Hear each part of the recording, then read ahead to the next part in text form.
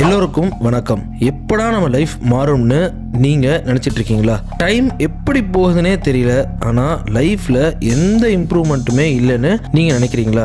நாட்கள் daily days மட்டும் வேகமாக நகருது, ஆனால் லைஃப்பில் ஒரு இம்ப்ரூவ்மெண்ட்டும் இல்லை. லைஃப்பில் உங்களுக்கு சந்தோஷமும் இல்லை, லைஃப்பில் உங்களுக்கு சாட்டிஸ்ஃபேக்ஷனும் இல்லை. நீங்கள் இந்த மாதிரியான விஷயங்களில் இருக்கீங்க அப்படின்னா இந்த வீடியோ உங்களுக்கானது. நீங்கள் இந்த 9 ஹேபிட்ஸை உங்கள் லைஃப்பில் ஃபாலோ பண்ணிங்கன்னா உங்கள் லைஃப் கண்டிப்பாக மாறும். இந்த 9 ஹேபிட்ஸும் ரொம்ப சிம்பிளான ஹேபிட்ஸ் தான். இதில் பல ஹேபிட்ஸ் உங்களுக்கு கண்டிப்பாக தெரிஞ்சிருந்துருக்கலாம். இருந்தாலும் இதை நீங்கள் ஃபாலோ பண்ணிங்க அப்படின்னா உங்கள் லைஃப் டெஃபினட்டாக மாறும். So let's start. First habit என்னென்னா, காலையில் சீக்கிரம் எந்திரிக்கிறது. காலையில் 5 மணிக்கு எந்திரிக்கிறீங்க அப்படின்னா உங்களுக்கு நிறைய பெனிஃபிட்ஸ் இருக்கும். எக்ஸசைஸ் பண்ணுறதுலேருந்து பல ஆக்கப்பூர்வமான செயல்களை உங்களால் செய்ய முடியும். உங்களுக்கு காலையில் சீக்கிரம் எந்திரிச்சிங்கன்னா நிறைய டைம் கிடைக்கும். காலையில் நீங்கள் சீக்கிரம் எந்திரிச்சிங்கன்னா உங்கள் டே, உங்கள் நாளை அது மோட்டிவேட் பண்ணி அன்னைக்கு நாளில் சந்தோஷமாக இருக்க பயங்கரமாக ஹெல்ப் பண்ணும். நமக்கு டைம் கிடைக்க மாட்டேங்குது அப்படின்னு நீங்கள் ஃபீல் பண்ணுறீங்க அப்படின்னா காலையில் நீங்கள் சீக்கிரம் எந்திரிச்சிங்க அப்படின்னா அந்த எண்ணம் உங்களுக்கு வரவே வராது. 20% நாம் செய்கிற வேலை 80% நமக்கு தேவையான ரிசல்ட்ஸை தர்றது அப்படிங்கிறது தான் இது. உதாரணத்துக்கு நீங்கள் ஒரு நாளைக்கு என்னென்ன வேலை செய்யணும் இருக்கோ அது எல்லாத்தையும் ஒரு டு டூ லிஸ்ட் போட்டு எழுதிக்கோங்க. அந்த லிஸ்ட்டில் ஒரு 20% டாஸ்க்கு உங்கள்கிட்ட ஒரு 10 டாஸ்க் இருக்குது அப்படின்னா 10 வேலைகள் அன்றைக்கி நீங்கள் செய்ய வேண்டியது இருக்குது அப்படின்னா அதில் 2 டாஸ்க்கை நீங்கள் செஞ்சிட்டாலே நீங்கள் 80% சந்தோஷமாயிடுவீங்க. 80% பிரச்சனைகளை தீர்க்கக்கூடியது இந்த 2 டாஸ்காக தான் இருக்கும். ஸோ முக்கியமான டாஸ்க் என்னங்கிறத நீங்கள் கண்டுபிடிக்கணும். அதுக்கு ஃபர்ஸ்ட் நீங்கள் டு டூ லிஸ்ட், டெய்லியும் நீங்கள் என்னென்ன பண்ணணும் அப்படிங்கிறத ஒரு லிஸ்ட்டு போடணும். அதில் ரொம்ப முக்கியமான 20% டாஸ்க் என்னங்கிறத நீங்கள் பார்க்கணும். அந்த 20% டாஸ்க் தான் உங்களுக்கு 80% ரிசல்ட்ஸை தரப்போகுது. இது 2வது முக்கியமான ஹேபிட். 3வது ரீட். படிங்க.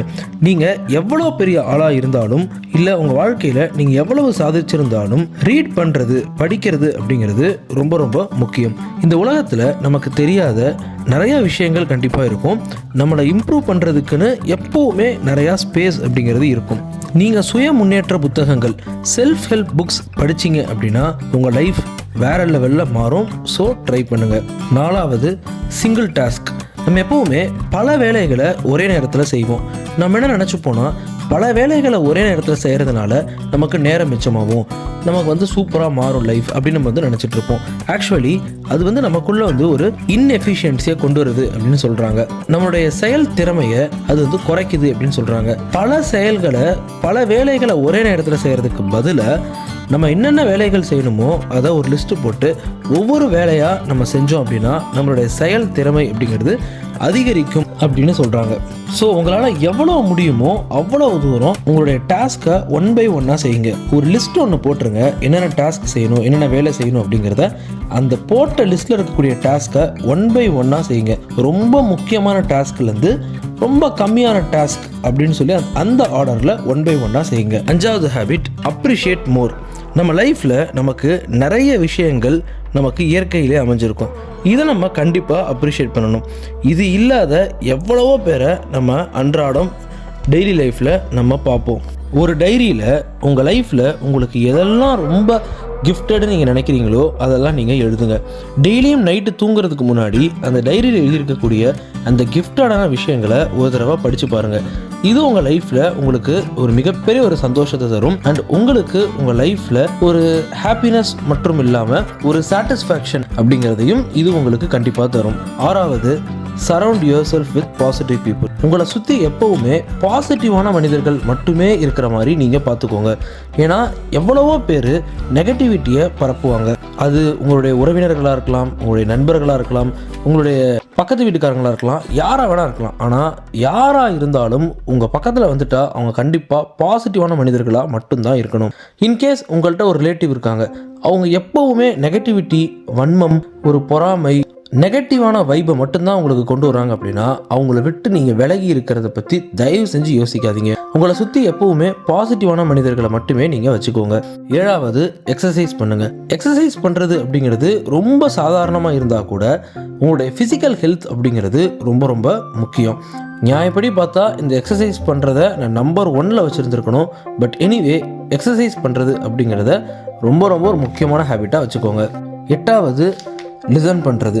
நம்ம எப்போவுமே ரொம்ப ஈஸியாக பேசிடுவோம், ரொம்ப நிறையா பேசிடுவோம். பட் ஆக்சுவலி நம்மள்ட்ட இருக்க வேண்டிய ரொம்ப அத்தியாவசியமான ஹேபிட் அப்படிங்கிறது லிசன் பண்ணுறது அப்படிங்கிறது தான். இந்த ஹேபிட்டை வளர்த்துக்கோங்க. அதிகமாக மற்றவங்க என்ன சொல்கிறாங்க அப்படிங்கிறத கவனிங்க. மற்றவங்க என்ன சொல்கிறாங்களோ அதை முழுமையாக கவனிச்சுட்டு அப்புறம் உங்களுடைய ஒப்பீனியன் என்னவோ அதை வைங்க. கடைசி ஹேபிட், சோஷியல் மீடியா டிடாக்ஸ். இது ஒரு தனி டாபிக், இதை பற்றி நம்ம இன்னொரு வீடியோவில் பார்ப்போம். இருந்தாலும் இன்ஸ்டாகிராம், ஃபேஸ்புக், ஏன் யூடியூபே கூட இந்த எல்லா சோஷியல் மீடியாலையும் இல்லை இதில் மென்ஷன் பண்ணாத சோஷியல் மீடியாவில் கூட ஏகப்பட்ட குப்பைகள் இருக்குது. இதெல்லாமே நமக்குள்ளே நம்மளை அறியாமையே ஒரு டிப்ரெஷன், ஸ்ட்ரெஸ்ஸு இது எல்லாத்தையுமே தரும். முக்கியமாக நம்மளுடைய டைம் எப்படி போகுதுன்னே தெரியாது அப்படின்னு நம்ம சொல்லுவோம் பார்த்தீங்களா. அதுக்கு முக்கியமான காரணம் நம்ம சோஷியல் மீடியாவில் இருக்கிறதுனால தான். சோஷியல் மீடியாவில் இருக்கக்கூடிய அந்த ஒரு ரீல்ஸாக இருக்கட்டும் இல்லை ஷார்ட்ஸாக இருக்கட்டும், இதெல்லாமே நம்மளை ரொம்ப தூண்டுது. உதாரணத்துக்கு ஒரு ரீல்ஸை நீங்கள் பார்ப்பீங்க, அதுக்கப்புறம் உங்களை அறியாமையே வேறு ஒரு விஷயத்துக்கு நீங்கள் போயிடுவீங்க.